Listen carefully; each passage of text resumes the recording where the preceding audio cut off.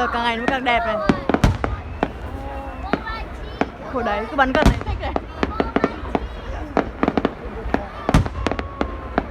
Sổ như kiểu trước mặt mình ấy nhỉ. Cái kia đẹp. Nổ đánh đách không?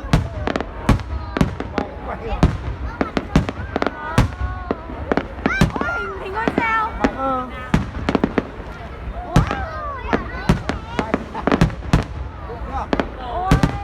Đẹp nhờ. Thích ấy. Đẹp hơn trên bộ. Tầm ở chắc ở đây nó bắn được cao hơn mày ạ. Bởi vì đây nó thoáng rộng hơn ấy nhở.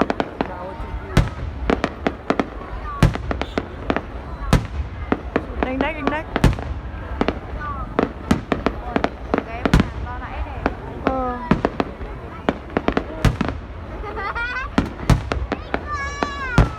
Quá đẹp mà lúc đầu. Ôi cái này đẹp nhỉ. Tôi thích cái kiểu này này. Đây đây đây đây đây.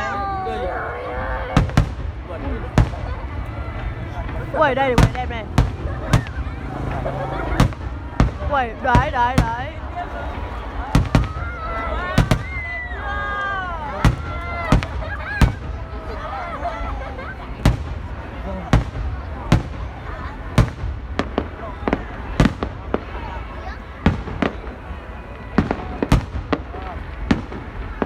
Đẹp.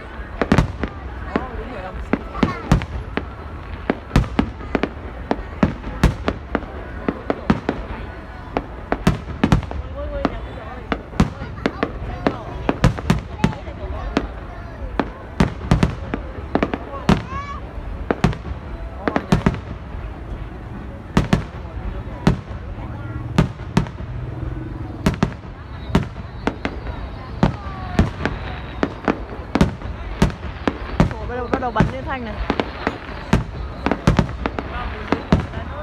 15 phút đốt mấy tỷ.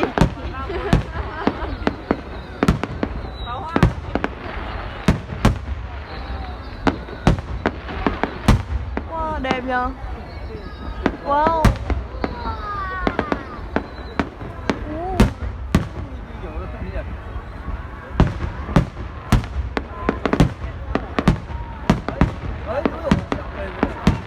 Đấy, cái mới này.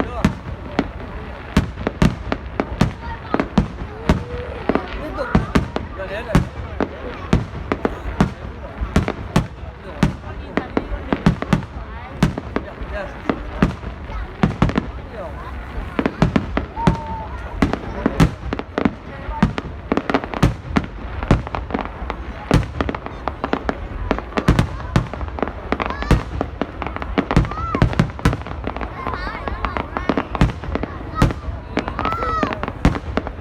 Đúng là không chỗ quay xe thật mẹ ạ.